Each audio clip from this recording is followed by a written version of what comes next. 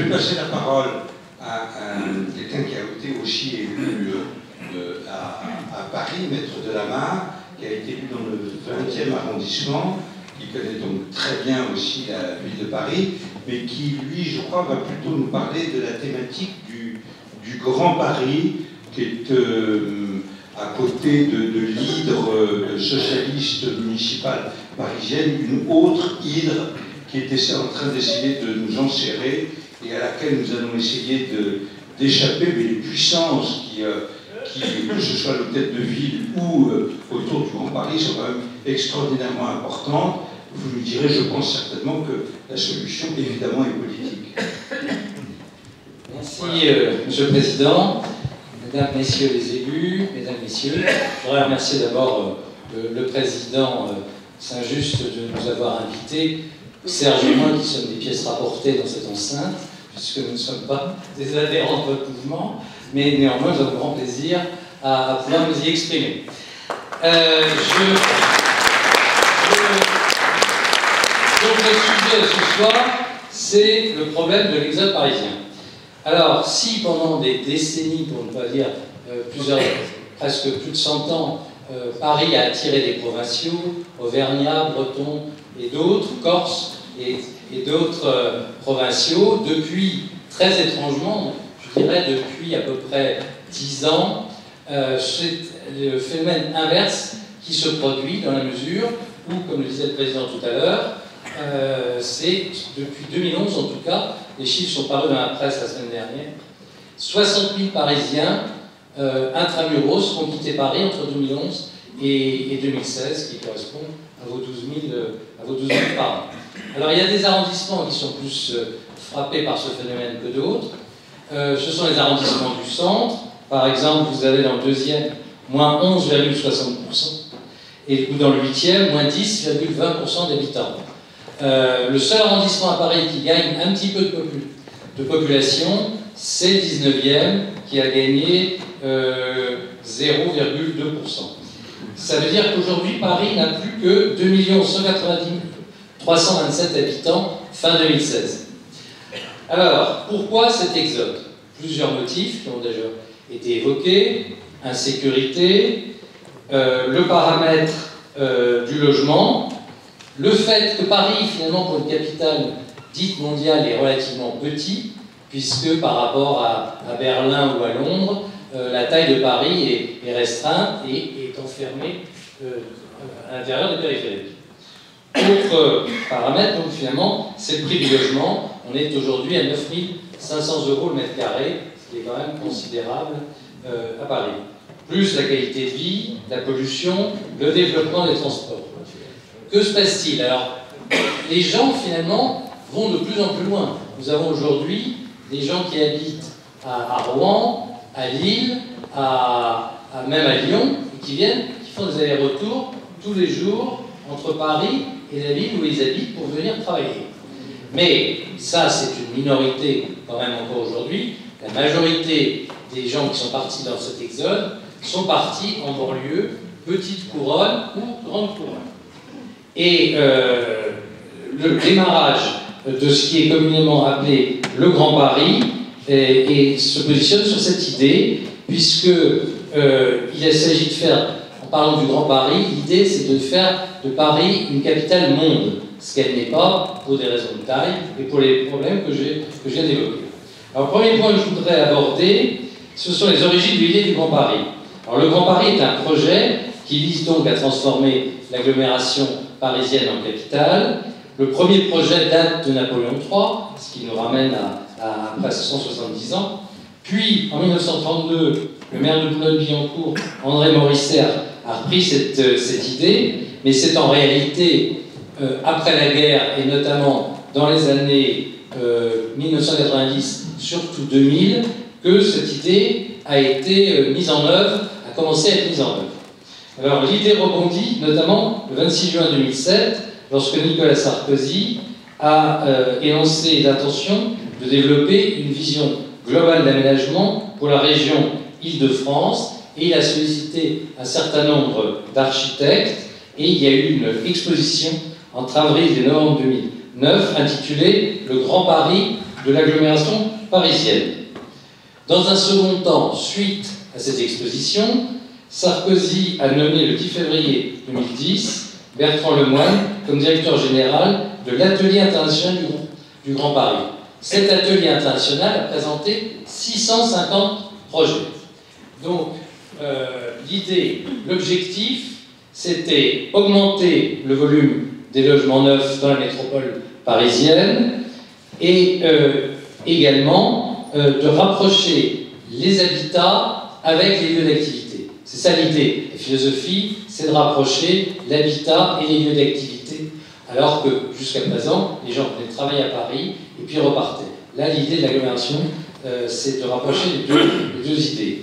Alors, il y a un conseil scientifique en 2013 qui a élaboré des études sur 2 thèmes. Habiter le Grand Paris, c'est-à-dire augmenter le volume des logements neufs et rééquilibrer habitat et emploi.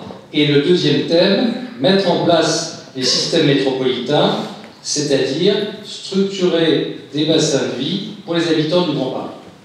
Et j'en arrive au deuxième point, qui est le projet de Christian Blanc.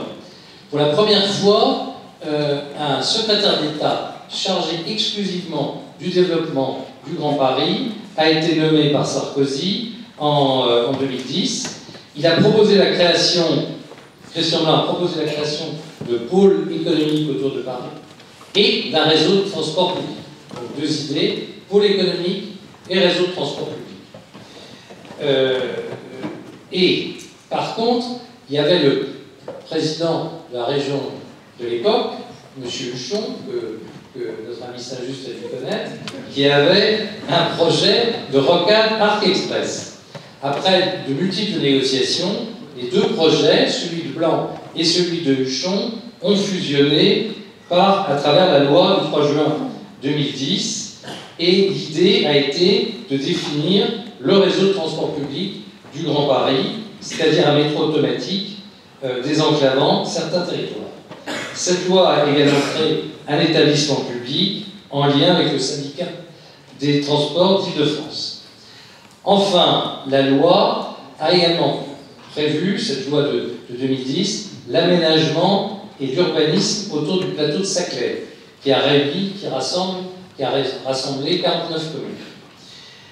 De fait, les 2 grands projets, Grand Paris et Arc Express, ont fusionné dans ce qu'on appelle le Grand Paris Express. Alors, c'est le 3e point. Qu'est-ce que c'est que ce Grand Paris Express?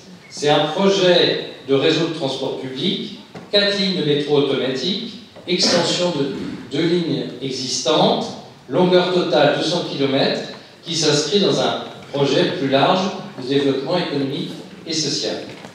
Ce projet, en fait, de réseau de transport public avait des ancêtres dès 1869 avec la petite ceinture, puis en 1889 avec la grande ceinture, mais tout ça, c'est-à-dire que c'est des idées qui ne dataient pas d'il y a 10 ou 20 ans, qui dataient, pour l'essentiel, déjà de 150, 170 ans. Alors, qu'en est-il du Grand Paris Express? Le réseau de transport public du Grand Paris, appelé Métro Grand Paris, propose 3 lignes de super-métro automatique autour de Paris et des déplacements, ce qui est important, de banlieue en banlieue. Parce qu'avant, tout était concentré directement sur Paris intramuros. On s'est rendu compte que sur le plan du développement économique et de l'habitat, il était plus judicieux de créer des liens entre les banlieues, ce qui est fait. Donc, ce réseau de transport public du Grand Paris a une longueur de 155 km, 40 stations, et prévoyait un coût de 20,5 milliards d'euros et devait permettre à 2 à 3 millions de voyages de s'effectuer entre 2025 et 2030, quand le projet sera réalisé. Alors, ce projet a donné lieu à de multiples négociations entre l'État et la région Île-de-France, pour des raisons politiques, puisque nous avions un pouvoir, vous avez Sarkozy, pouvoir supranational, et vous aviez Huchon, socialiste, qui était président de la région. Donc tout ça a donné lieu à des négociations pour donner le Grand Paris Express. Puis, mais vu le coût financier de ce projet, il a été amendé par la suite par le gouvernement Ayrault, qui a diminué un peu le coût du projet initial. Au final, le Grand Paris Express, c'est un réseau de métro automatique de 200 km desservant 72 gares. L'idée, c'est de limiter l'usage de la voiture en faveur des transports en commun, soutenir le développement économique et faciliter les échanges pour permettre un meilleur accès à l'emploi. Donc, l'idée, c'est, comme je l'ai déjà dit tout à l'heure, c'est rapprocher l'habitat des zones d'emploi. Coût de ce projet, il n'a cessé de grimper depuis 10 ans. On avait commencé en 2010 pour un coût de 18,3 milliards d'euros, puis on est passé à 24,7 milliards, et la Cour des comptes en 2017 a tiré la sonnette d'alarme en estimant que le coût réel serait de 38,5 milliards d'euros. Alors vous voyez la progression financière considérable en la matière. C'est d'autant plus difficile à gérer qu'il y a d'autres, je dirais, d'autres opérations qui interfèrent. Et je pense notamment aux fameux Jeux Olympiques de 2024 qui vont avoir un coût, et évidemment, il va être extrêmement compliqué de gérer parallèlement le coût des Jeux Olympiques et le coût du Grand Paris Express. Dernier point que je voudrais soulever très rapidement, c'est ce qu'on appelle la gouvernance du Grand Paris. Dernier aspect, c'est la question de la gouvernance. Il y a des regroupements de villes dans des communautés d'agglomération. Il y a 4 communautés d'agglomération. Je les cite rapidement, on ne va pas rentrer dans les détails. La communauté d'agglomération Pleine Commune, qui rassemble des banlieues nord, comme Aubervilliers, Épinay, Pierrefonds, qui rassemble 403 830 habitants. La communauté d'agglomération Est Ensemble, qui regroupe Bagnonnet, Bobigny, etc., et qui rassemble 400 000 habitants.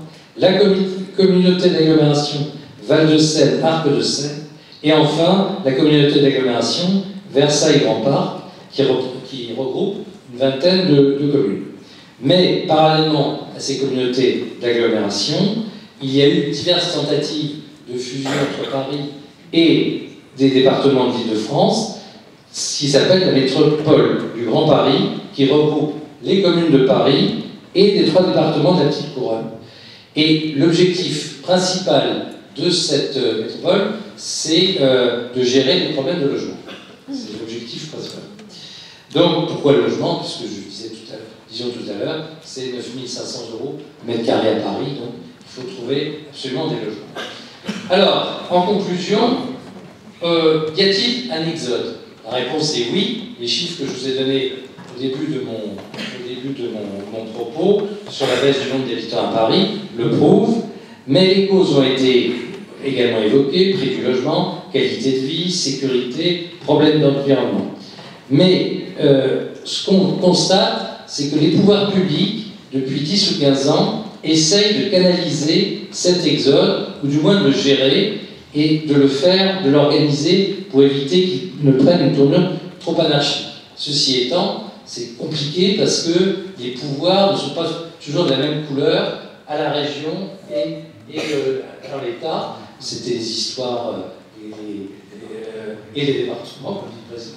C'est des histoires Sarkozy, Huchon, etc. C'est donc un exode largement souhaité par les pouvoirs publics, même s'il se font jour des contradictions liées au changement politique et surtout aux contraintes budgétaires qu'il ne faut pas oublier, puisque vous avez vu les chiffres considérables de ce projet, 38,5 milliards. En tout cas, c'est le constat. Et je ne parle pas de frais financiers, c'était pour un chiffre global qui avait mené à la Cour des comptes. Voilà. Merci, Président.